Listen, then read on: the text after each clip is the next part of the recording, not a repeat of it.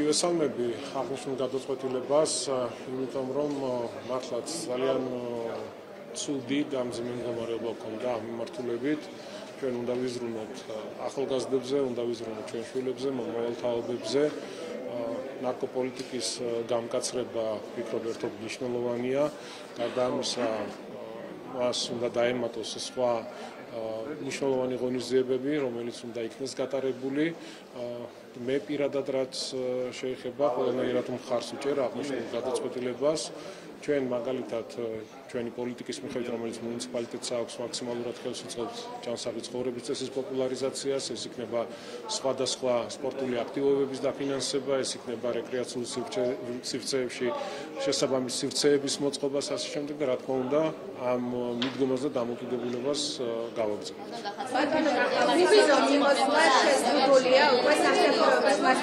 იტალიაში ვიზიტი ყავით ბოლოს ბატონო გახა. ჩვენი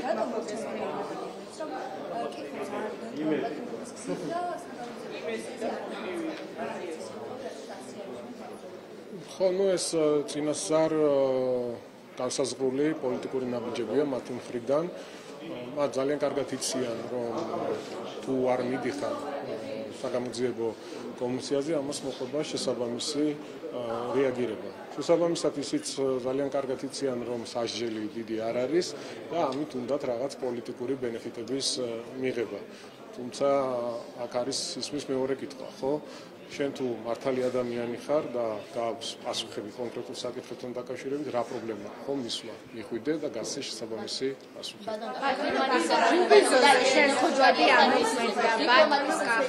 იტალიაში ვიზიტი ყავით, თუ შეგიძლიათ პასუხი გამოსცეთ?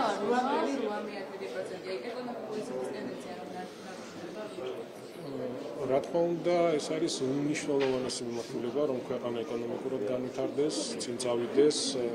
ჩვენ როდესაც ვსაუბრობთ სხვადასხვა მნიშვნელოვან პროექტებზე, ქვეყანაში ინვესტიციებზე, ეკონომიკის ზრდაზე, ეს ყველაფერი იმ პოლიტიკის გარეშე, იმ პრაგმატული პოლიტიკის გარეშე, რომელსაც ქართული ისლამა დემოკრატიული საქართველო ახორციელებს, უბრალოდ წარმოუდგენელია დღევანდელ ვითარებაში, ის რაც ხდება მსოფლიოში, რაც ხდება რეგიონში, მშვიდობის გარეშე წარმოუდგენელია შენ რაიმე წარმატებაზე ისაუბრო, ან ქვეყნის განვითარებაზე, ეკონომიკურ წესრიგზე და ასე შემდეგ.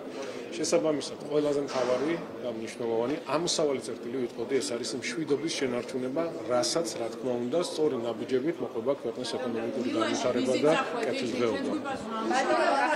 უბიზოაზე შეზღუდვები ამოქმედებულია. იტალიაში ვიზიტი ყავით თუ უნგრეთით შეხვედით? როგორ გადიხართ? ჩვეულებრივად. ვიზიტს წახვედით? ანუ დიპლომატიური არა. ხო, ჩვეულებრივად. ანუ დიპლომატიურ პასპორტებს ვეღარ იყენებთ, ეს სანქციები ამოქმედებულია. ამ რეჟიმში აპირებთ თქვენი პარტია ყოფნას და აი ამ რეჟიმში ვერ შედიხართ ევროკავშირში დიპლომატიური პასპორტები, მუდმივად ხედავთ ნაბიჯებს ახალ-ახალს. აი ხვალაც ევროპაში მიდივარ მაგალითად. ჩვეულებრივი პასპორტი და არა სამსახურეობრივი პასპორტი. სამსახურეობრივი რა შოში რა სამსახურეობრივი პასპორტი. არ გაწუხებთ სანქციების ქვეშ. როდესაც საქმე ეხება ქვეყნის ინტერესებს, რა თქმა უნდა, ყველაზე მთავარი და ყველაზე მნიშვნელოვანი ჩემთვის და ჩემი თანაგუნდელებისთვის ეს არის ჩვენი სამშობლო.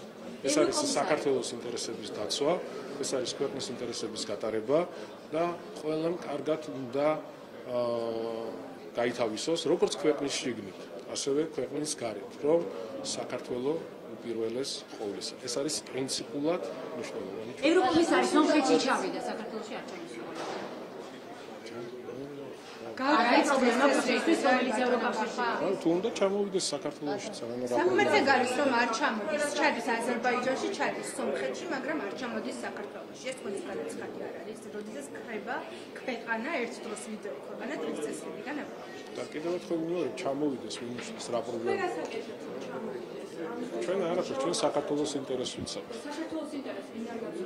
საქართველოს ინტერესი, კი, ის ბიუროკრატია, რომელიც არანაირ კავშირში არ არის ევროპულ ღირებულებებთან. საერთოდ აცდენილია ყველაფერს პირდაპირ, როდესაც გეუბნებიან თეთრზე შავია, პირდაპირ, როდესაც გეუბნებიან, რომ შენ უნდა ადგე და კედელს დაეტაკო და იცი რომ ამით დაზიანდები და საკუთარ თავს და საკუთარ ქვეყანას დაიზიანებ, შესაბამისად ის ორმაგი სტანდარტები კატეგორიულად მიუღებელია და წარმოუდგენელია. აი მოლდოვა ახსენეთ თქვენ და საუკეთესო მაგალითი არის მოლდოვა, ხო? ქვეყანას, რომელსაც ჩვენზე ადრე მისცეს კანდიდატის სტატუსი, რომელიც მთელი რიგი პარამეტრებით არის, რა ვიცი, 1-30 წლის უკან საქართველოზე, რომელიც არის DST-ის წევრი ქვეყანა, წარმოგიდგენიათ? წარმოგიდგენიათ, მოლდოვა არის DST-ის წევრი ქვეყანა და მას ჩვენზე ადრე მისცეს კანდიდატის სტატუსი. მაგრამ აქ ყველაზე თავარი რა არის? მას შემდეგ, რაც დაიწყო რუსეთ-უკრაინის ომი, პირდაპირ მოთხოვნები, მუქარები, რომელიც დღესაც გრძელდება, სხვათა შორის, ეს იყო მეორე ფრონტის გახსნა ქვეყანაში. მე გეუბნებით საქართველოსთან დაკავშირებით რა მოთხოვნები იყო და რა საუბრები იყო კაბინეტებში. იყო სანქციებთან მიერთების თემა, რომელიც ეკონომიკურად იქნებოდა დამანგრეველი, დამაზიანებელი და სახელმწიფოებრიობა ჩამოგვეშლებოდა, რომ არასორი ნაბიჯი გადაგვეცა. ჩვენ არავის არ ვებრძვით, არავის არ ვერჩით. ვიცავთ საკუთარ ქვეყანას, ვიცავთ ჩვენი ქვეყნის ინტერესს, გვინდა რა თქმა უნდა ევროპასთან მეგობრობა, გვინდა ამერიკასთან სტრატეგიული პარტნიორობა, ურთიერთობების გადატვირთვა, სამართლიანობა გვინდა, ჩვენ მეტი არაფერი. გვინდა მხოლოდ სამართლიანობა და ორმაგი სტანდარტები ხარ. ძალიან დიდი ბოდიში კატეგორიულად მიუღებელი. რაც ევროპისთვის არის მისაღები და იქ თურმე შეიძლება მიიღო კანონები თუნდაც გამჭვირვალობასთან დაკავშირებით, თურმე საქართველოსთვის არ შეიძლება, იმიტომ რომ ხალხი გააკონტროლებს იმ თანხებს, რომელიც მიდის ეკლესიის წინააღმდეგ, რომელიც მიდის იმისთვის, რომ რევოლუცია განხორციელდეს, სახელმწიფო გადატრიალება, სისხლისღვრა და ასე შემდეგ. არ არის ეს სწორი ფორმა. არსებობს არჩევნები, ხო ეს არის დემოკრატიული პროცესი. თუ ვინმეს უნდა ხელისუფლების შეცვლა ხალხი მოკრძალობაში, არსებობს არჩევნები და მიიღებს ხალხი გადაწყვეტილებას და არა ვიღაცა დიდმა ბიძიებმა გარედან გადაწყვიტონ, რომ დღეს შეცვალონ ხელისუფლება და მოიყვანონ მათი აგენტურა. წარმოუდგენელია ეს, ვერ იქნება დღეს სახელმწიფო ძლიერია ისე როგორც არასდროს, დაიცავს ქვეყნის ინტერესებს და ყველაფერს გავაკეთებთ იმისთვის, რომ შვიდობა იყოს შემოწმებული.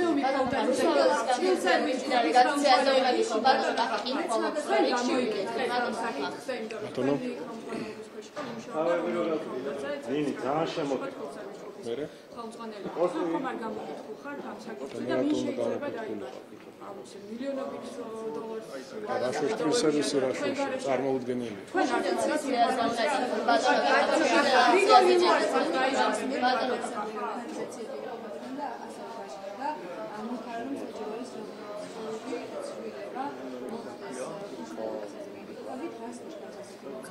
მისი დაფინანსებული იყო აქცია?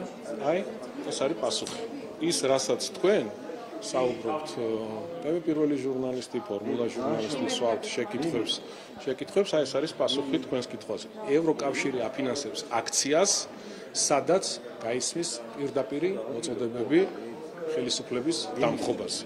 ეს არის ის, რაზეც საუბრობთ. პირდაპირ იხარჯება უცხოური ფული იმაში, რომ მოხდეს სახელმწიფო გადატრიალება და ხელისუფლების დამხობა. ვერ ეხსებით ვერც ქვეყნის შიგნით და ვერც ქვეყნის გარეთ.